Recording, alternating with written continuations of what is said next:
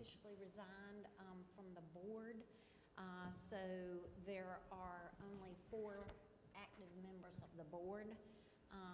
So can we do a really quick roll call? Present. Ed Parler. Pat Littlejohn is here. And so with 4 members and 3 present, we have a quorum. And Daniel, can you confirm the posting of the agenda? Yes, ma'am. It was posted and notice was properly administered. Okay. Yes, ma'am. Thank you. All right, let's do a Pledge of Allegiance. Allegiance to the flag of the United States of America and to the republic for which it stands, one nation, under God, indivisible, with liberty and justice for all.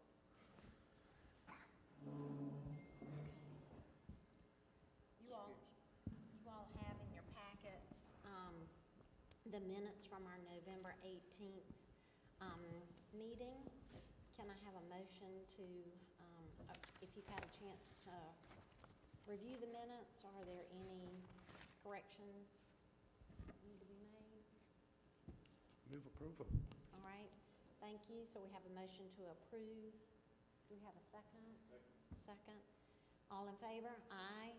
Okay, the minutes of November 18th have been approved.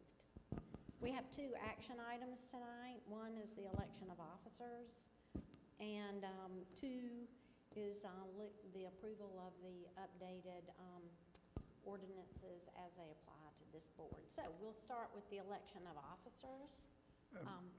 Yes, Madam Chair, I move that we defer this until we get a fuller quorum, if it's agreeable with Yeah. you to continue to preside. So, no, we're not going to go for re-election. Just a point of order, though. You do have a quorum based on the number of established members you have now, but I understand where you might be coming from if you're wanting to wait for your new appointment, Yes. or for your, to have. I'd rather this decision be made when we have a full body here, if that clarifies. Would you concur?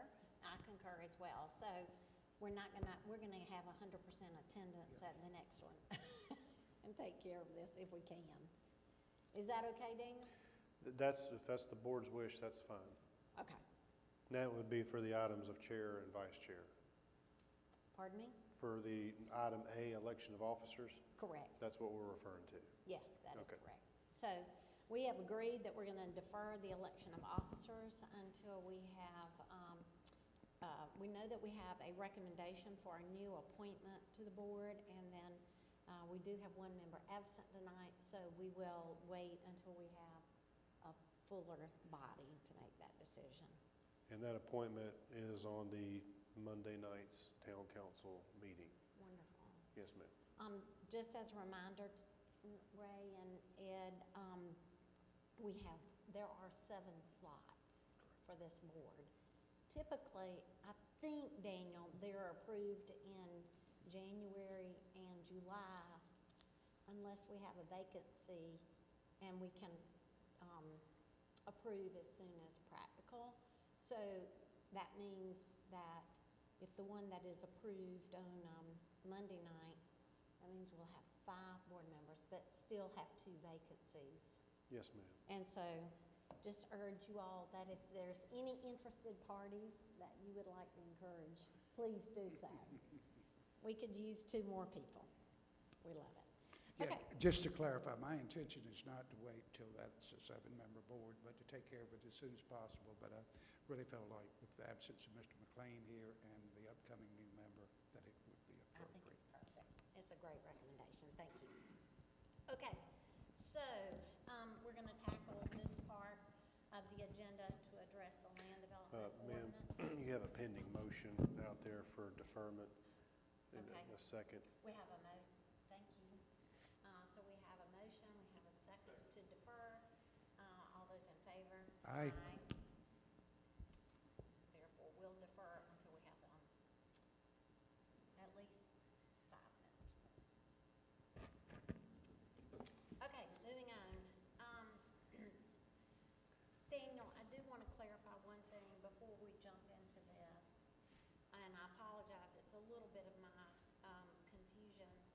that this agenda says that we're addressing sections that are on the agenda, noted on the agenda. I somewhere thought I saw an email that we should also address sections 2.04.05. Yeah, we can look at that, yes, ma'am. The point what I was trying to make is just, I think I'd said in the email, you're obviously welcome to review the entire document, but it's obviously a lot. And what we're trying to do for these respective boards, because this isn't necessarily a requirement phase, it's more of a consensus phase of this project. So I've been trying to point out the specific sections of the ordinance that apply to what you'd be making decisions based from. So that was why I was putting those sections out there as a point of clarity. But tonight we've got a presentation from Brian Mabry from Kindred Keys. He'll be kind of going through the document a little more comprehensively, but we can drill into those sections for any questions you may have, if that helps. Okay, I just wanted to clarify because this was on the agenda, these key sections. Right. But I wanted to clarify, was 2.0405, which I thought I saw like in an email maybe, I believe that is a section that applies to us, it's about special exceptions. So I just wanted to make sure. Yeah, that is correct. That would be one of the items. So we need to add that. We can, and we can. And we can have. I'm not looking for stuff to add, I just want to. No, I understand what you're saying. Don't have to come back.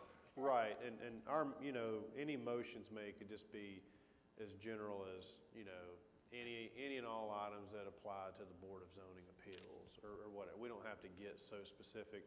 I was just trying to help guide a little bit through the That's sections, and I may have overlooked one in the email versus one on the agenda. That's fine. Yes, and ma'am. I don't want to, and there was also a reference to 5.02.02. Yeah, there are some scatterings through the ordinance, whether it be related to special exceptions or a variance or something of that nature, and it may be as simple as just a point of order versus it may be a definition. Okay. So there's a little bit of scattering of those terms and definitions, but these are the core sections that really drill into y'all's powers and duties and some of those other variance types things. I got you. Okay, so we have a presentation? Yes, ma'am, if you want me to kind of kick off item B. So tonight is, again, just kind of a recommendation to the Planning Commission, sort of what we're looking for. As y'all are aware, we've kind of been going through this for quite some time. There's been a good amount of communication sent out over the last couple of years regarding the different updates and different places we've gotten to. Staff has obviously been the most involved, along with Brian and his team with Kindred Keys Collaborative. That's who we have with us on Teams tonight. So in just a minute, I'm going to direct your attention to the PowerPoint behind you, and he's going to kind of just walk us through a slide deck of what our new ordinance is, kind of some highlights of how you use it, and then get into a little bit of specifics on your section. And then we'll allow any opportunity for any questions you might have.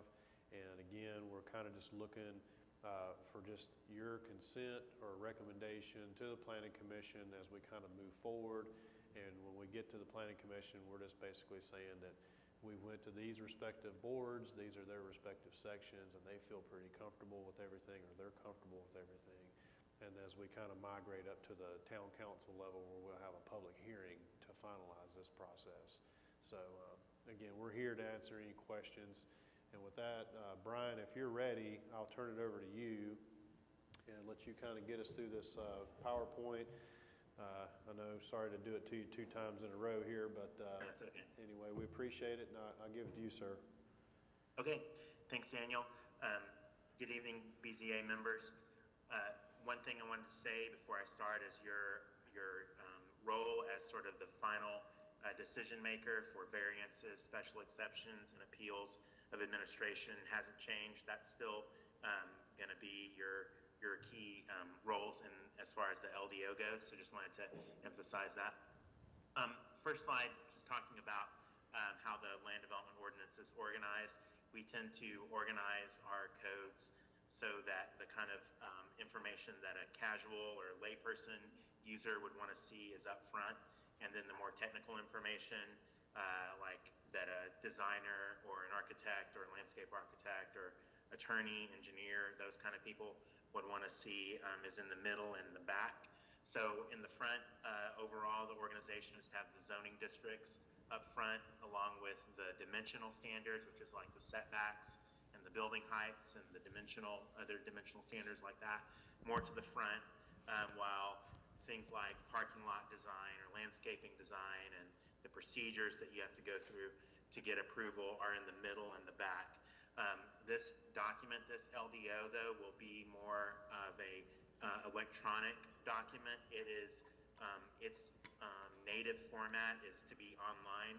You can still make a PDF of it and print it even, but it's most efficiently used and has the most features if it's used sort of as a website as opposed to looking at it as a PDF. So that's just sort of some kind of organizational and formatting stuff I wanted to get out there. For an overall kind of timeline for the project, we're nearing adoption, and we'll have some specific dates on some toward the end of this presentation for when those would take place. But we've gone through roughly a 2-year process, starting with coordination with staff, doing stakeholder interviews, things of that nature, working in pieces on the overall, because this is a large document, working in pieces on the overall LDO, getting it reviewed by staff, getting feedback from staff, what to change, presenting it to a few different groups of elected and appointed officials, and kind of improving it and getting feedback and improving it again over that 2-year period. And now, as I said, we're getting close to the adoption point of the project. So the town has a comprehensive plan. That is the kind of guiding policy document for how the town wants to grow in the future. Sometimes there's confusion about what that is versus what a LDO is. And so I wanted to just kind of draw a conclusion or draw a comparison between the comprehensive plan being sort of like the menu at a restaurant, while the LDO is like the cookbook at a restaurant. The menu doesn't have a ton of details. It shows, images of the food and what it's like, but it doesn't get into how it's made or how long to cook that particular meal. So the comprehensive plan is the same way. It's a guidance document. An LDO is a set of laws that gets very specific about how developments have to be designed or how land uses have to function and what kind of processes there has to be in order to obtain a variance to the rules. And so that's sort of a handy comparison if you get confused about which document is what. And we're, of course, only working on the LDO for this project. So some characteristics of what a land development ordinance is: it consolidates all the town's development-related laws into a single document. So there's zoning regulations, subdivision standards, there's site design standards, there's architectural standards, there's procedures for approving a rezoning. All of those things are in one document, and that helps to reduce and eliminate inconsistencies and duplications, because you've got one single source there of a single document that's got all of this information in it, rather than several different ones that often are not connected to each other in terminology and in structure and in content and all of those sort of things. That makes it, having one document makes it easier for staff to administer, for town staff, for Daniel and his cohorts to administer and interpret and enforce. It also should make it easier for the general public and for applicants and for designers and all types of people to understand, because the user friendliness is increased for that. Some things that a land development ordinance is not: so it's not property tax policy, which means it doesn't assess property values or set a tax rate. It's not annexation policy. It doesn't have a plan for what areas should be annexed in the future into the town. It does apply within the town boundaries, within the town limits, and it can set what kind of zoning district applies to newly annexed property, but it doesn't say this area should be annexed in 2027 and this area in 2028 and those kind of things. It's not a capital improvements program, which is like a schedule and a budget of improving infrastructure, improving, utilities and streets and things of that nature. It's not the building code, so it has to do with, it can have to do with what, and it does in this particular case, have to do with what the exterior design of a building looks like, but it doesn't have to do with the plumbing and the HVAC and all those kind of things going on inside of the building. It's also not construction standards. Those are more related to what the town engineer might administer. That's related to like how a street is built, what kind of base and sub-base and all those kind of layers that go into making a street, or the rules about curb and gutter design and things like that. And then finally, it's also not property maintenance or nuisance code. It doesn't force someone to clean up their property, or maintain it free from nuisances. So those are all the things that it's not. Just to get one more layer deeper about what an LDO though can control, and these are just generic pictures from other places. None of them are in Blythewood, and none of them are in South Carolina even. I'm just trying to convey the meaning with some handy images. Things that a land development ordinance can control are land use, whether an area has a mix of land uses, like you see more on the top there, or just is all one thing of single family, for example, or all manufacturing, or whatever it is depending on the zoning district. There in the upper middle, it can control how much open space is provided within a new development, whether it's in the form of a parkland or natural space, or whether there's no open space required. All of those things are part of what an LDO can control. It also can control density, ranging from higher density like apartments to lower density like single family. It can also control building heights. Like in a downtown, you would see variations kind of typically in building height depending on the building, whereas in a more suburban context, usually houses are sort of all the same height or roughly the same height. So depending on the district, it can control all of those things. Also, an LDO has control over how much parking is required, whether it's based on square footage of a building or in the case of like an oil change on spaces or on number of bays on the building.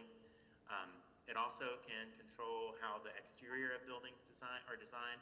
Remember I said it's not a building code having to do with the internal workings of the building, but it can and does in this case control the exterior of how a building looks. And then finally, for landscaping, it can control how much landscaping is within a parking area or up next to a building or serving as a buffer along a street or between two different properties.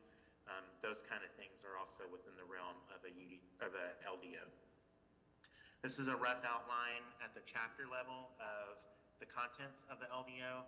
10 chapters, but each of those chapters then has a section within it, and many of those sections have subsections within it. So a very lengthy sort of outline here, but just at the highest level, 10 chapters and an appendix make up the LDO. I was going to go through each of the chapters and try to hit the high points.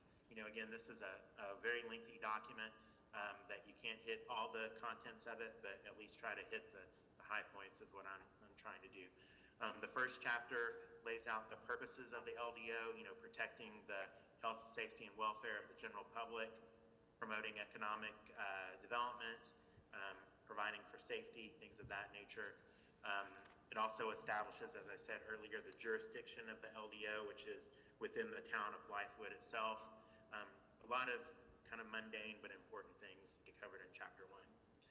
In Chapter 2, all the different zoning districts get laid out.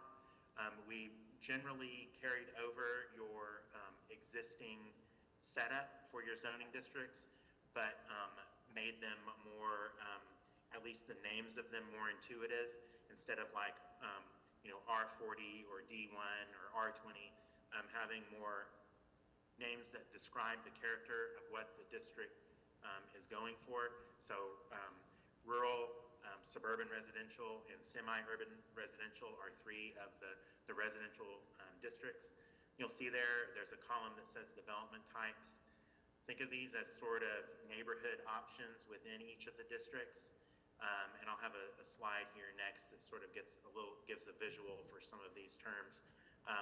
There's conventional, cluster, and planned, and each of those has different amounts of open space that's required in each of them, and then varying levels of density as well. And generally, the more open space that a development has, the more dense it can be because it has that open space to offset some of that density. So you see on the left-hand side there, that conventional drawing of a prototypical conventional development has a very small amount of open space set aside, kind of off to the side. The middle drawing is more of a cluster arrangement where there is a lot more open space set aside in those light yellow areas. And then in exchange for that, that developer gets more lots out of the deal for taking the trouble of setting aside and losing, lot count potentially. They get it back a little bit by being able to kind of cluster their houses together more. And then finally, the planned option just takes it another step forward with more open space and a little bit more density than what would normally be allowed. This image shows a typical setup in the suburban residential district where it shows the lot sizes there, the lot area ranging from 20,000 square feet, which is about 2 units per acre, to 8,000 square feet, which is about 5 or 6 units per acre. And then, the open space that goes along with it. So that common open space column there has 20% and 30%. So as you go down and get to more smaller lot sizes, that's compensated there. If you see at the bottom, the 8,000 square foot for the planned option is compensated by having 30% parkland or open space that has to be provided as part of the development to, again, offset that extra density. Going through still the districts, there's suburban commercial, auto urban commercial, which is more like highway oriented, town center, mixed use, hospitality, more in the kind of the industrial style of districts. There's heavy industrial, light industrial, office park, and business campus. And those bottom two are kind of similar, but they're like sort of, as the name says, greener office park types of developments that have more of a campus environment as opposed to just sort of one-off office buildings. And then there are 2 special purpose and overlay districts, the architectural overlay district and the planned development district. The architectural overlay district had a lot of input from the Board of Architectural Review, giving their input, and that input was then carried over into that district. Daniel worked with them pretty closely to get their thoughts. And then the planned development district is sort of an open-ended district where someone wants to do a type of development that doesn't fit within what the LDO typically allows, and so a person can sort of customize a district, and that's what an a planned development district is. And that's just also carried over from what you already have.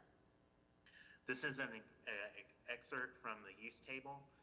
It is set up so that each of the columns is a zoning district and each of the rows is a land use. And if you follow a row across the different columns, if there's a P in that particular column, then that means that that land use is allowed in that particular zoning district. If there's a C, that means it's a conditional use. And in this excerpt, it doesn't have any special exceptions, but there are several, that you all have final say on. If there's an S in there, then that means that that land use is a special exception in that zoning district.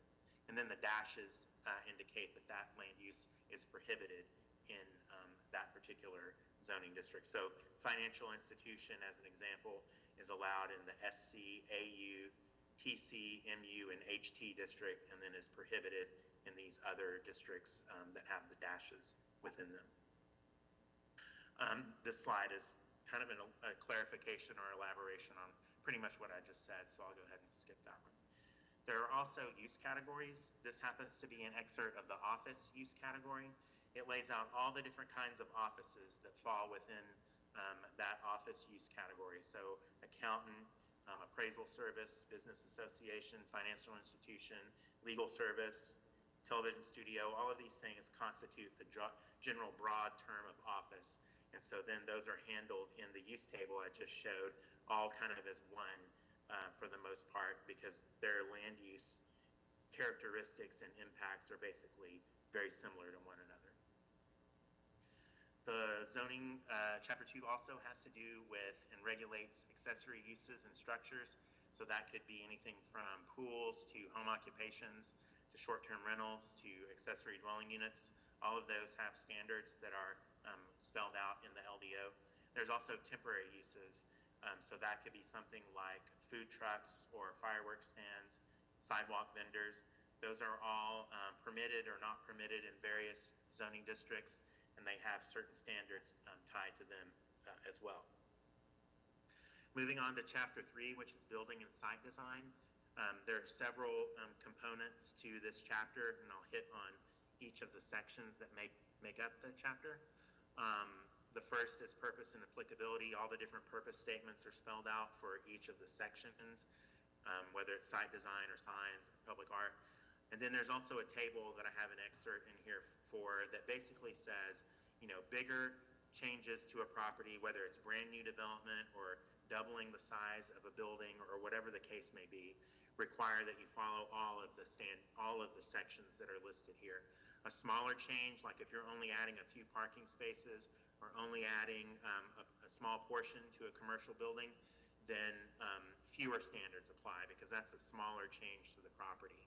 So this just lays out when the different sections of Chapter 3 apply depending on the type of development activity that's going on a given property.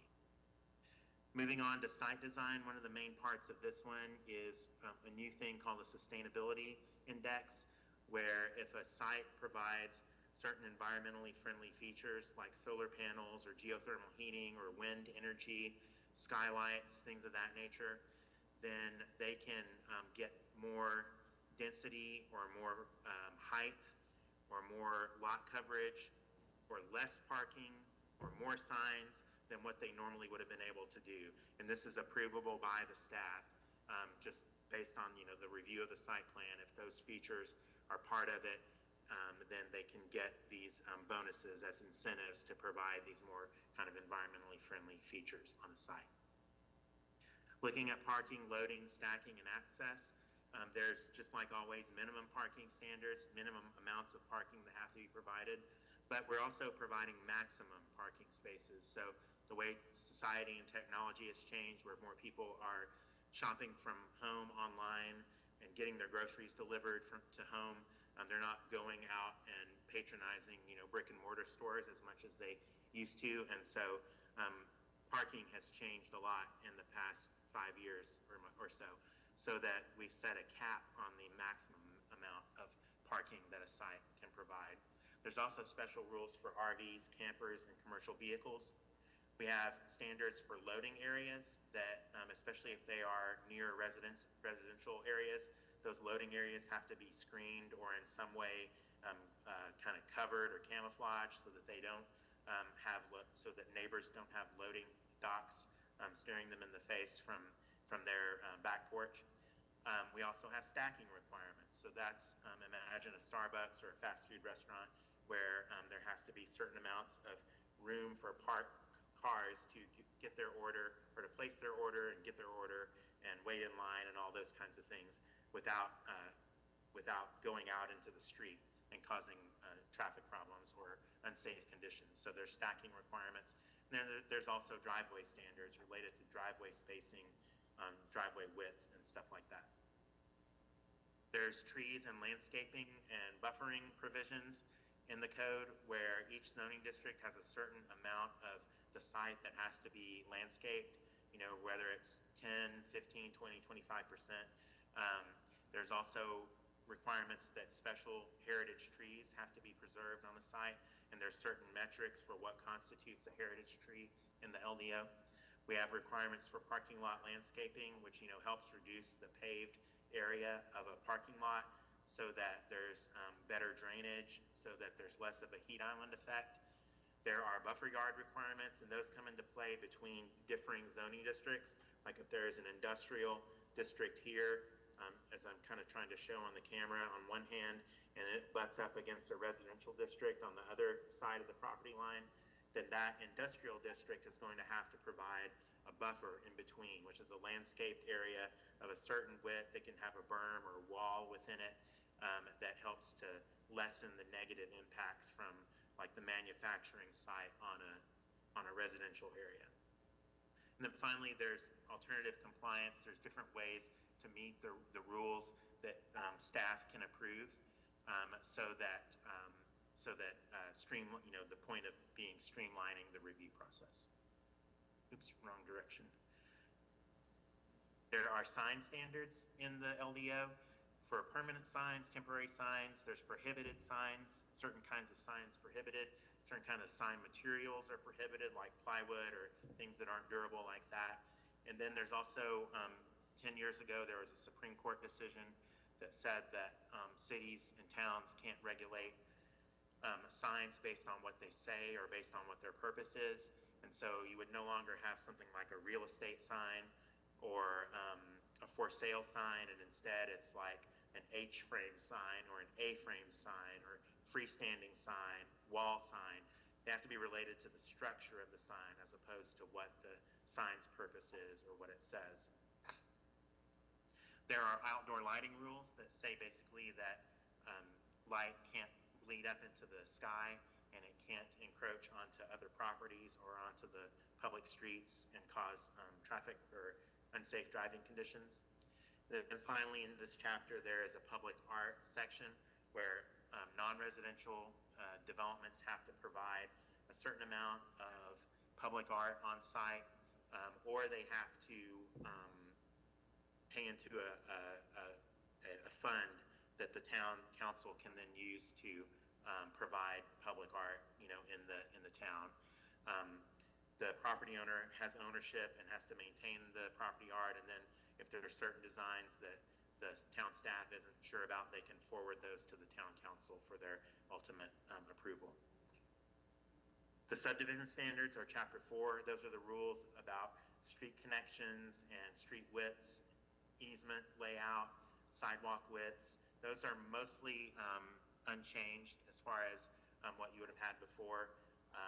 Really, the whole chapter is fairly similar to what you would have currently been working under.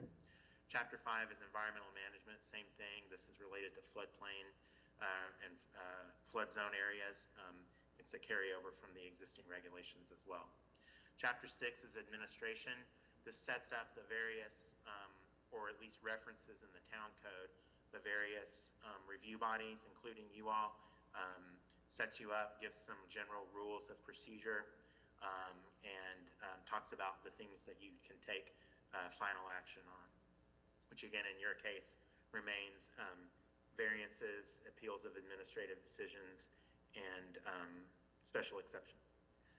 Chapter 7 is kind of a companion to Chapter 6. It lists out the details of the different review provisions, so it lays out the how a text amendment or a rezoning is reviewed and acted on, who makes recommendations, who takes final action, what kind of public notice is required, whether it's posted or published or mailed, if there's any expiration on an approval, those type of things.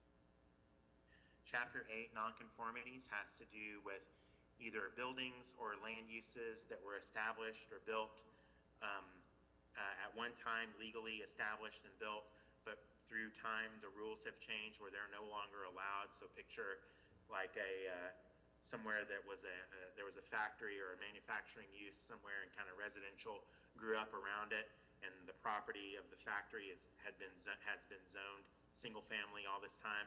That's not a permitted use in the single family district, and so that theoretical manufacturing facility is a non-conforming use, and it can't expand or increase its parking or things like that as a non-conforming use. It can continue to operate and be in business, but it can't intensify or expand.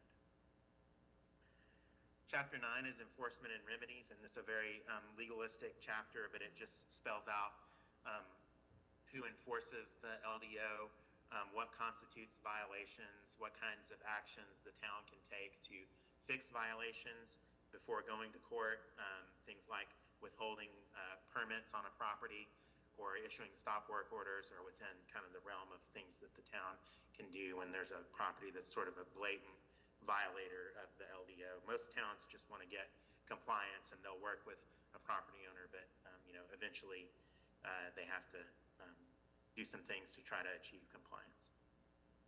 Then the final chapter is chapter 10.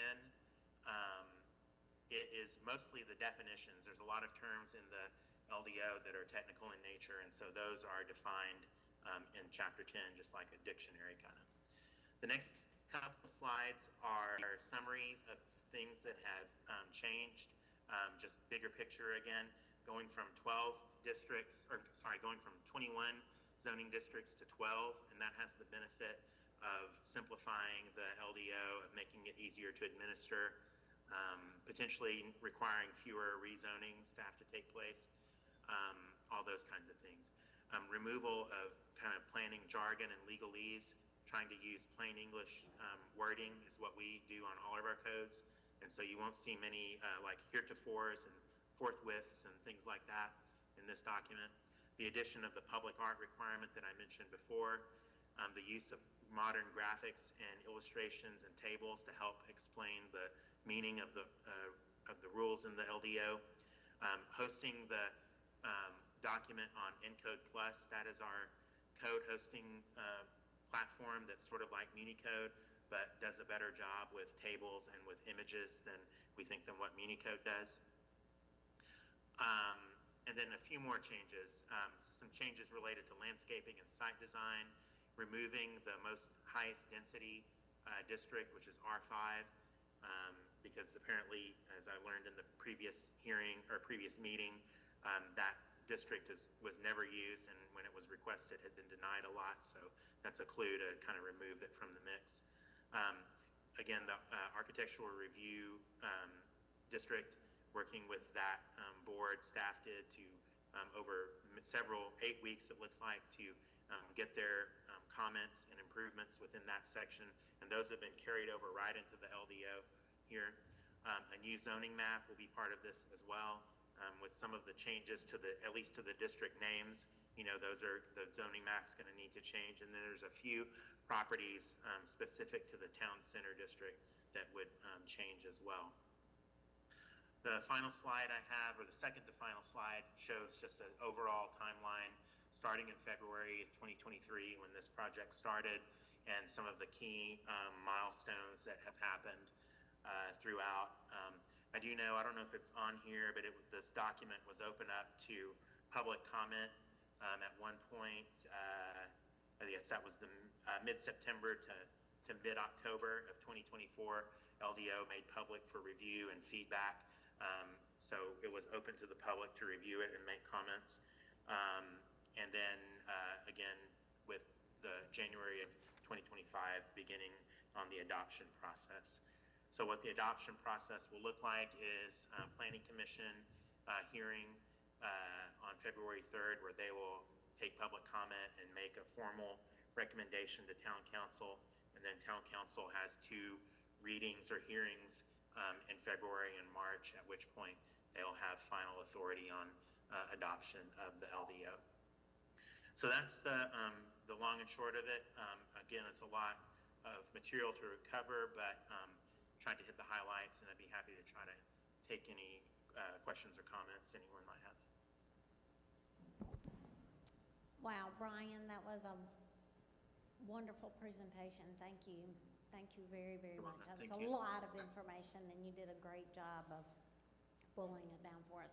Does anybody have any questions for Brian? Where is the camera that he can see our faces? Where is? Well, he won't be able to see y'all. It's here. It's on your laptop. Okay. We have the public camera, so there's just too many cameras trying to coordinate for one evening. That's okay. That's okay. Yeah, we're a little more high tech, but we haven't got that high tech yet. So. You're good. You're good. Any questions? No, I have none. I think it was a very good presentation. That's a lot of information that you brought to us in a very as concise as possible platform, and certainly appreciate the great job you've done. Yeah. Thank y'all. And just for clarity, for y'all, it's unique because obviously with zoning appeals, there's not a lot of stuff you can change anyway. Right. So we can't change the amount of variance, or, you know what I'm saying? So that's why through the process, we've tried to communicate that it's good to become familiar with the entire document, but just those little drill down points are just the points. And really, this is just a much easier workable document, and for the public and for staff. So that's the biggest improvement probably out of all of it. And it's equal to or better than our old ordinance, so for what that's worth. Is it appropriate that we make a recommendation to the planning commission, or just? That's all the ask. It's difficult for me, they are administrative. Use your microphone. Excuse me. They being the administrative body, and we more of an appellate. I find it almost kind of contrary to our purpose if we were to, sign off on administrative changes. Right, that's why I've kind of noted it as a recommendation to the planning commission, and not necessarily an adoption or an approval. And the reason the context is there is what I'm trying to do is present sort of a unified consensus here that each respective board has been involved, and for their particular parts, that's what the planning commission would just view as far as their final recommendation to the town council.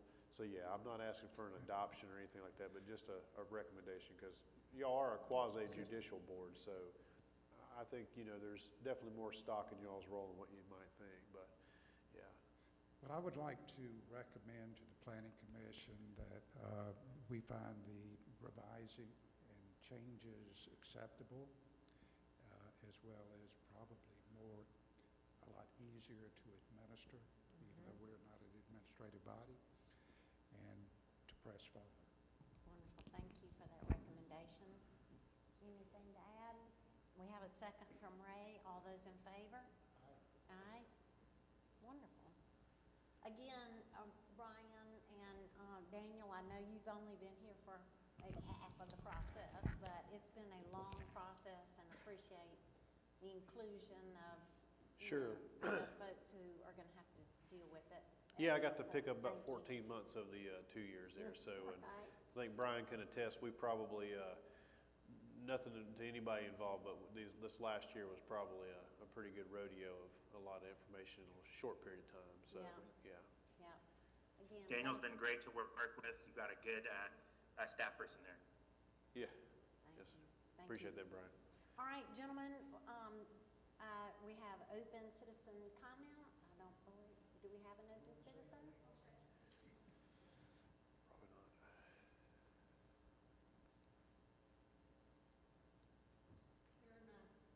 Thank you. Thank you very much. Move adjournment. Thank you. Do we Bye-bye. have a second? Thank you, Brian. Thank you. All those in favor? Aye. Meeting adjourned. Thank you.